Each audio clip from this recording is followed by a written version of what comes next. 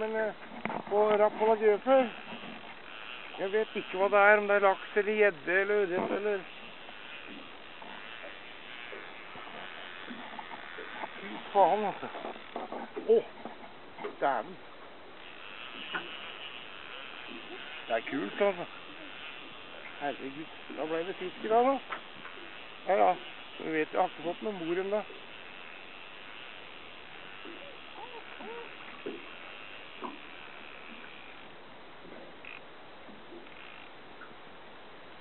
Det er løsende vidt på ulempe. Fytti helvete, det er så gøy. Der! Å, dæven, det er gjedde. Det er gjedde. Jeg så den nå. Der, ser du. Å, fy faen! Der er en svær gjedde.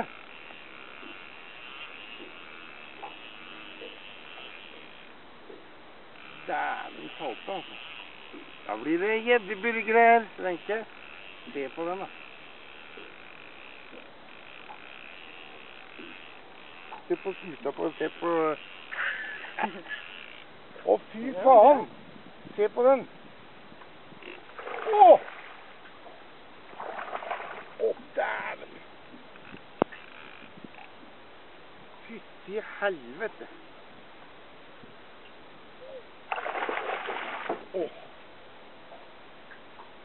Åh, se! Åh! Fytti faen! Herlig!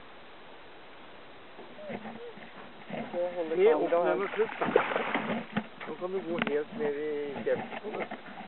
Ja, så kan jeg gå helt ned i vannet.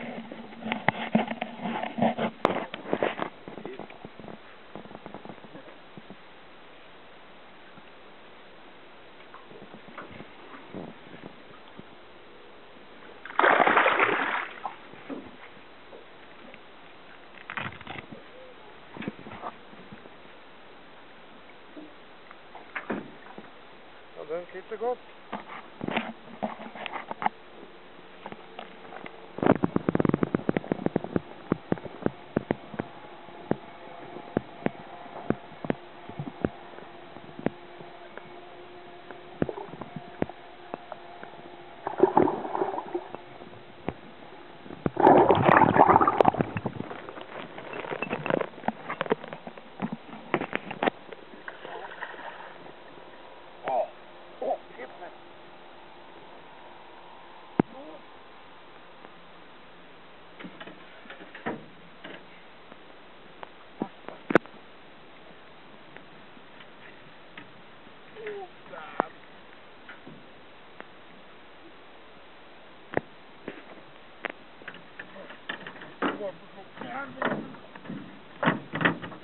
Oi, pass på kroken.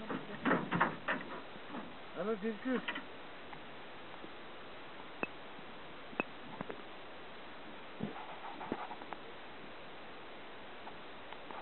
Den har slåss. Den har blitt angrepet av andre gjedder, ser du det? Se her på de isopelet. Men jeg står gærent for lyset. Fytti faen. Ja, jeg slår det.